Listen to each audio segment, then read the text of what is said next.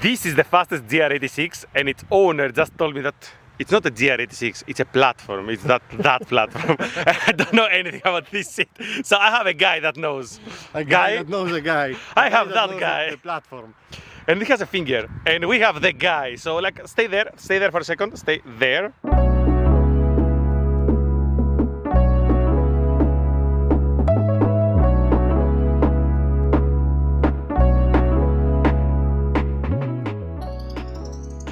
Welcome to One Lap Heroes. The last time you saw the guy here in this channel, he had a different platform. Today he is here with the platform, as he called it, the 86 platform.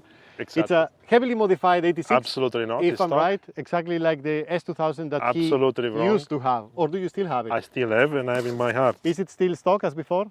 It's not anymore stock. Is this car stock? Yes, absolutely. I see some aero bits. No, it's not aero bits. I see some rubber and wheels. Only that is the modification. Okay, so we are going to go through these heavy modifications together, aero, wheels, Stock. rubber, etc. And then I've been told that there is a cool lap that goes together with this car and the driver of this caliber.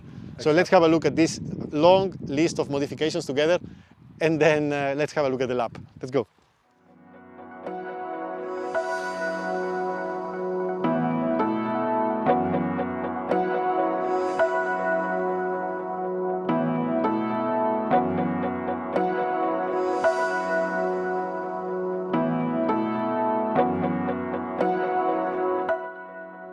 The guy, tell us what this platform is about, please. Oh, what is about? I think it's a very beautiful looking car and very nice to drive. It's a modernification of the old platform GT86. But Have you driven that car? I drove it. Is there a much noticeable difference? Is the driving experience different? In my opinion, yes. There is much faster in every bit. Speed, brake, even if they are looking the same, but are tiny better. And steering feelings is different. Damping is way better, way better. And aero as well is another story compared to the owner. And as the owner of a, back in the day, stock S2000, how does it compare to that car? Is it any similar? Does it is a different ballpark So altogether? are really close for performance-wise, but I say S2000 is a bit more sharp in the corner, tight corner, and this is much easier to drive, so it's more for everyone, this one, and S2000. S2000 is more tricky to drive and not for everyone. And you also have that screaming engine. Yeah, that's right? the engine of the S2000 is another level. That's even is the same exactly speed and it's the same What story. has been done to this car? I see some aero bits. It's not aero bits, it's just fancy Aerobit chocolate. is cheating. This is nothing. This is. And I see a big guang there. It's not. Is It's, it an AliExpress wing? Exactly. Is it an AliExpress? Exactly. Okay. This doesn't qualify. Sorry about this. It doesn't qualify as a mod. Stock setup on the suspension alignment. The car is not touched at all. No brake lines, no fluid, no pads, stock alignment. Nothing is done in Exhaust? the car. Zero. ECU? Nothing is done on the car. Zero. Okay, so we actually might be in front of the fastest platform driven by the guy at the Nürburgring. Apparently, hopefully. And I see also some wheels. Are they wider than the factory? So the only modification in the car is the tire and wheels, because this was the base model Sport. So this look bigger. This is 9-inch. Yeah, the wheels are 17x9 ET42 and the tire are 255/40/17 square. Advan 052, and this is the only modification in the car.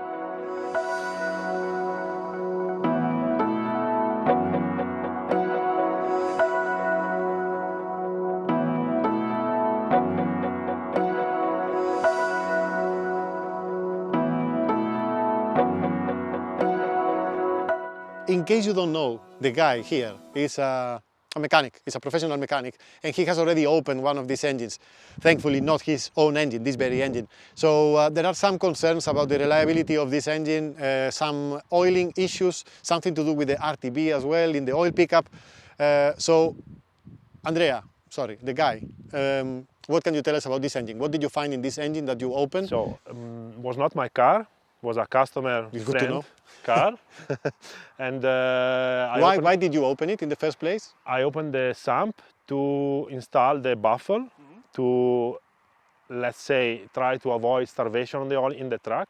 So it is a thing.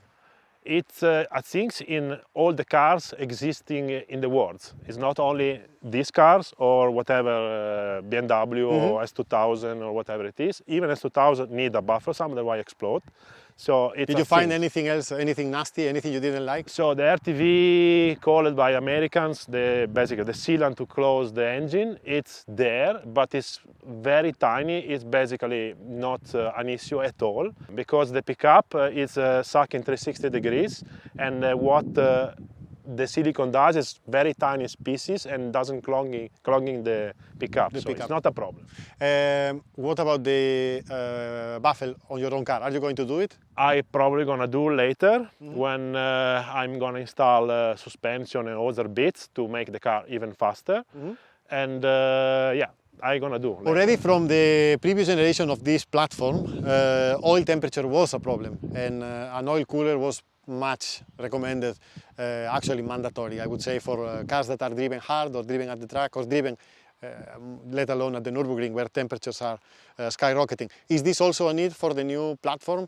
It gets very quickly hot, and particularly at the ring, you probably can see 120 plus. In the ring, you can reach even 130. I did it, but with better oils and stock because if you, I installed 530 instead of 020, and I did the oil cooler because when there is 25, 20 the car degrees, was in stock. You see, it has an oil cooler. It's it's a mandatory thing to don't explode the I car. agree.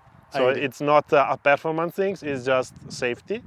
And I did the oil cooler, yes, otherwise you cannot lap, especially on the ring. We actually might be in front of the stockest platform, sorry, the fastest platform, stock platform.